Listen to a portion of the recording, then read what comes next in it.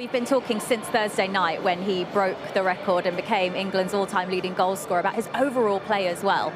Yeah, listen, he's relentless and people will always speak about his goals, but the reason why I admire him so much is every part of his game strong. His hold-up play.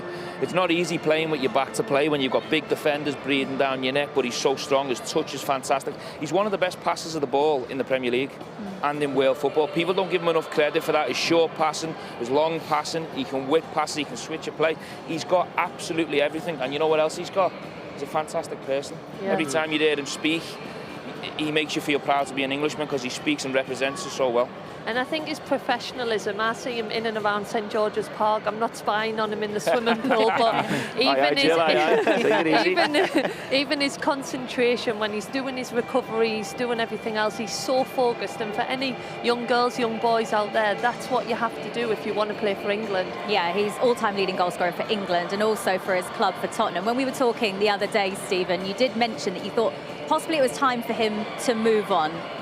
Who's this? Harry Kane from Spurs. Yeah, well, listen, I don't want to open a can of worms. He's got a big decision to make career-wise. I've been there myself where you're thinking, oh, you know, is my team good enough to get me the medals? Am I going to get out of my career what I want to get? It's different for me because I grew up as a Liverpool fan from the city. All my family are Liverpool, and I knew winning one trophy more with Liverpool would have meant a lot more to me than being anywhere else. But he's not from Tottenham. He hasn't been through Tottenham all the time. He's got a big decision to make. I can't give him any advice on that, but I bet you every single day of his life now moving forward, it's going to be on his mind. Yeah. I mean, listen, he's got a huge decision to make. The difference between Stevie, Liverpool, although at times they went through a difficult spell, there was always quality there, and the club's built on winning trophies, and Stevie won loads of trophies in his career. Harry Kane's nearly 30, he's not lifted silverware, and for a player of his ability, that would be a travesty, you know, and he's got a big decision to make. I'm sure it's not something he's going to be thinking about now because it's all England and everything, but come tomorrow morning, he's back with his Tottenham head on. He'll have to have a big decision, but I just think it'll be a travesty if he finishes his career without winning a trophy because he's one of the all-time greats in his country, that's for sure. The important thing is he's remaining focused on his performances. It doesn't look like he's got things on his mind. He's really focused, he's in the zone, and that's another reason why we admire him. Do you agree with that? Yeah, I do. Sunderland are looking for strikers. So yeah, I think he's just such a fantastic player. He's got it all, and I think when he's playing for England, he's very focused, and the same for club. But yeah, as these guys say, a big decision this summer. OK, let's take a look at the second goal then. Bukayo Saka got the assist for Harry Kane's opening goal, and then he also got a goal of his. Actually, I tell you what, before we do that, as you can see, Jude Bellingham joins us now. Jude, congratulations. Thanks for joining us. The perfect start to Euros qualifying, 2 wins out of 2. Yeah, that's all we asked for really at the start of the camp. It was important that we followed up a really good result in Italy with another win tonight, and when you do that, it feels rewarding because it's a short camp, short turnaround, and you've got to take in information quickly, so the boys done really well at that, and 6 out of 6. Listen, there's been a bit of a debate on here. Joe's obviously fighting the Chelsea corner, she's fighting the City, I'm fighting Liverpool, but we'll leave you alone with that. What I want to say to you is, how much do you think you've got to go? You're obviously in a fantastic place. It looks like you're loving your football, you're playing with some really good, experienced players.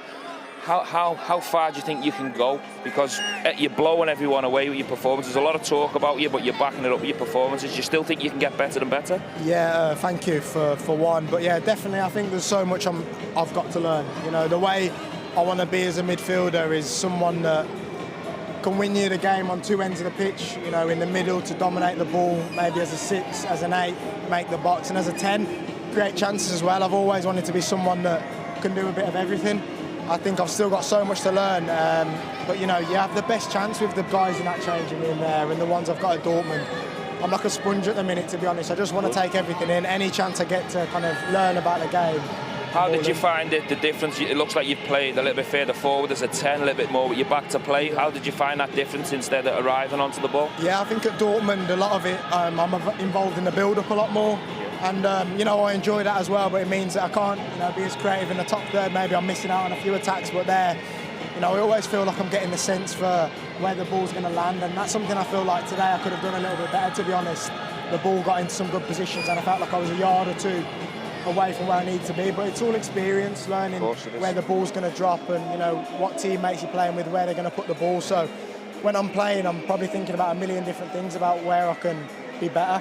just keep doing what you're doing. You're doing great. Jude, great to see you playing with a smile on your face tonight, and also great.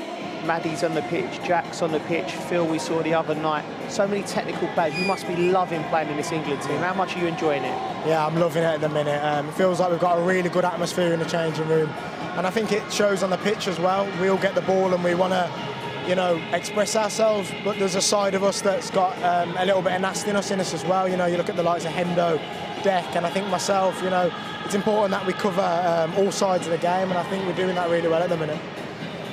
I just wanted to ask you, I see you with the fans and how you are. You're always saying thank you, and you're the first to pick up a player if they make a mistake. And one day I can see you captaining this England side. Would that ever be a dream of yours? Yeah, I think that will be, you know, the biggest dream. You know, the biggest kind of, it's the biggest honour in football, I think, captaining your country, especially when you play for a nation like England. At the minute, obviously, there's a long pecking order that I highly respect. You know, Hendo, and all the lads that fall below that. And you know, I'll wait my turn, but I think in the meantime, it's all about picking up what I can from those guys in terms of leadership. In Dortmund, I've been given a bit more responsibility this year on that sense. So, yeah, just trying to learn all the time, really, and, you know, this is the best place to do it. Well, Jude, who are your biggest role models? Is it safe to say this man is someone who you looked up to? I put him on the spot there. Yeah. Nervous now, but yeah, definitely. I think, you know, the things that Stevie could do in terms of, you know, the teams he played in, the way he could carry a team, the way he could kind of single-handedly win a game, could do everything as a midfielder. I've definitely, you know, I've said it multiple times, I've looked up to you and your game, so, you know, it's a pleasure to be stood here. Well, listen, right now. Let me tell you right now, you're a lot further ahead than I was at your age, let me tell you, so you're going in the right direction, that's for sure. Long way to go. What makes you say that, Stephen? Well, for one, he's got a better body than what I had at 19. I never, no, seriously, I never probably had that power and that strength till probably 22, 23. So he's definitely more physically developed than me. He's more confident than me on the ball in terms of what he'll try and stuff. And I'm not just saying that just being modest, that's the truth. I think he's further on than what I was at 19. Don't get me wrong, I got to where I wanted to get to, and he'll naturally get to where he wants to if he carries on doing what he's doing. But he's in a fantastic place, and everything else around him, he needs to just park it up and keep playing well, and everything else will take care of itself. How does that make you feel? Yeah, really good, really good. But yeah, like you said, it's a long way to go. Yeah. Okay, well, out there today, another win for England. Going into the 2 games in June puts you in a really good position, doesn't it, for qualifying? Yeah, definitely. I think, you know, we should be looking at the group and thinking that we want to win every game. I think that's the mentality that we've got to have from now on as an England team with what we've achieved in the last few tournaments.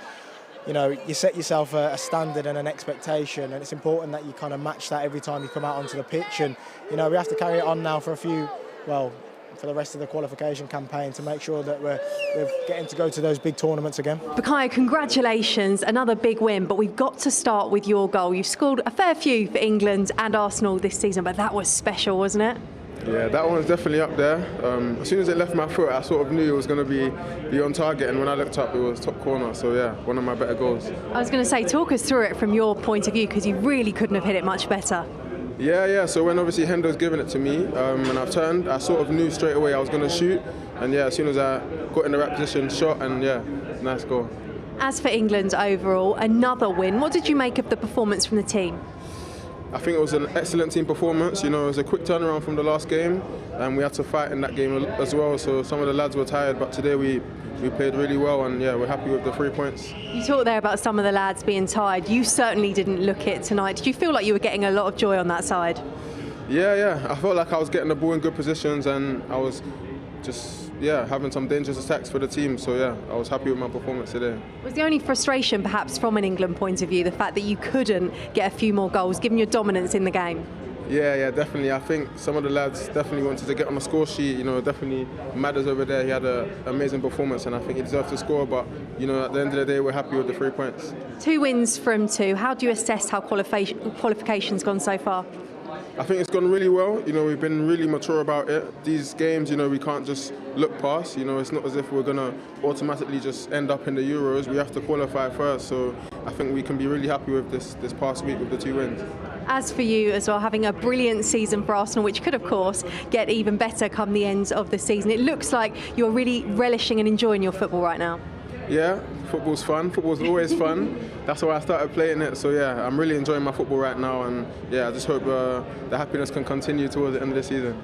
Well, Bukayo Saka has been absolutely brilliant across these last couple of games. He's near enough nailed down that spot on the right-hand side, Joe. On the left, though, we've seen 3 different players across the 2 games play on that side. Grealish, Foden coming on for a short cameo, and today James Maddison on his first start. So where does Rashford fit into this when he's fit? Huge competition for places now. I think Harry Kane is obviously the number 9. Saka's just, his form is just, he just doesn't stop. So he's secured that place on the right, and then Rashford gives you a different option to Grealish. Foden gives you a different option, and Maddison, they can all play central as well. I just think if you miss squads at this level with England, with this quality around you, someone can come in and take your shirt. You was always taught as players, you play for the shirt you got on at that time, but you're playing for the next game as well. So Rashford's will definitely in the question because of his quality and what he's doing at Manchester United.